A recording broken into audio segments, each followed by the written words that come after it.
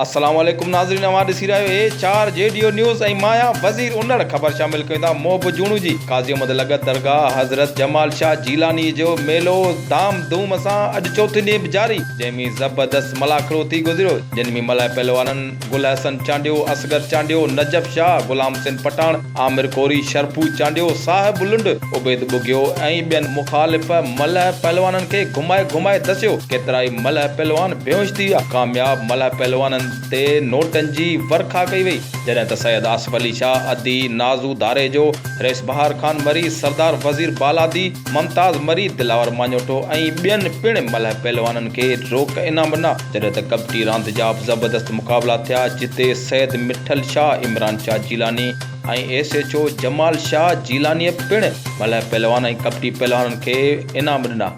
वधीक ख़बरुनि अपडेट लाइ ॾिसंदा रहो A4 JDO न्यूज़।